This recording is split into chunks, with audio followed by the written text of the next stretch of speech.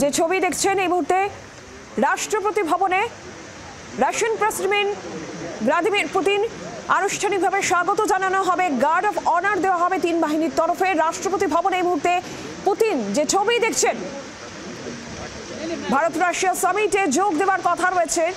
দুদিনের ভারত সফরে Russian president, আর এই মুহূর্তে রাষ্ট্রপতি ভবনের ছবি যেখানে আনুষ্ঠানিকভাবে স্বাগত জানানো হবে তিন বাহিনীর তরফে, গার্ড অফ অনার দেওয়া হবে ভ্লাদিমির পুতিনকে। এই মুহূর্তে পুতিন পৌঁছে গিয়েছেন রাষ্ট্রপতি ভবনে। যে ছবি আমরা দেখাচ্ছি, কড়া নিরাপত্তা, আর এরই পাশাপাশি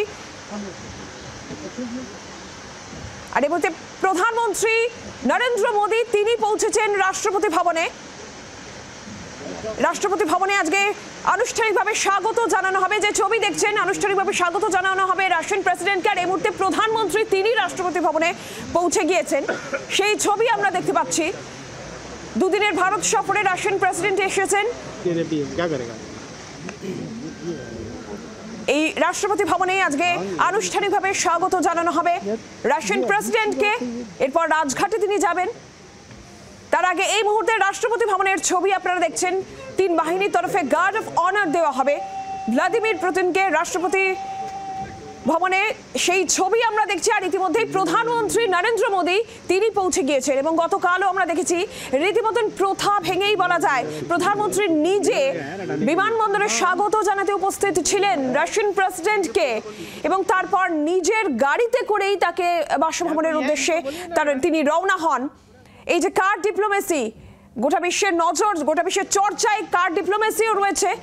একাধিক বিষয়, একাধিক ক্ষেত্রে এই সফর, পুতিনের এই ভারত সফর অত্যন্ত গুরুত্বপূর্ণ বলে মনে করা হচ্ছে।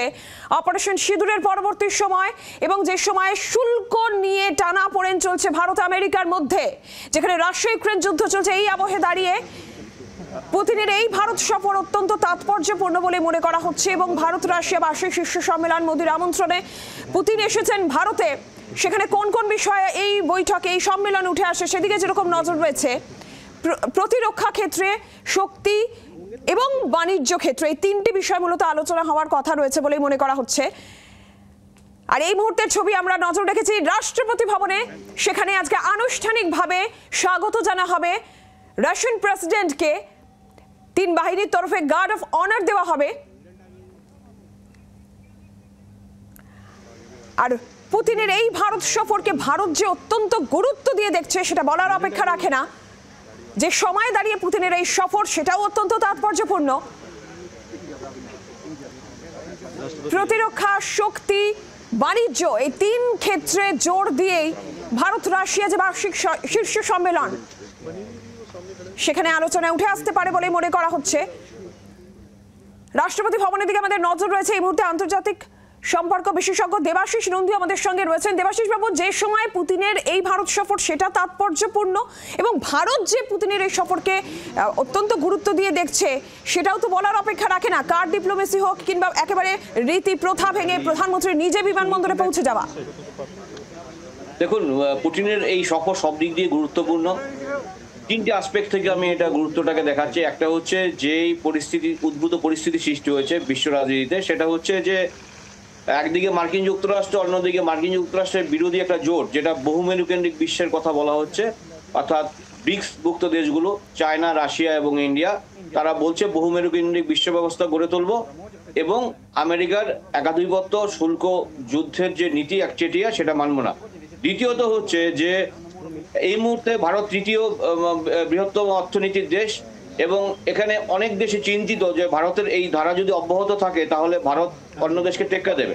সুতরাং ভারতকে রুখে দেওয়া, অর্থাৎ অপারেশন সিন্দুরের পর একটা নতুন আমরা ডেভেলপমেন্ট দেখছি আমেরিকার তরফ থেকে, এবং তথাকথিত ভারতের পূর্বের মিত্র রাষ্ট্র তুরস্ক এবং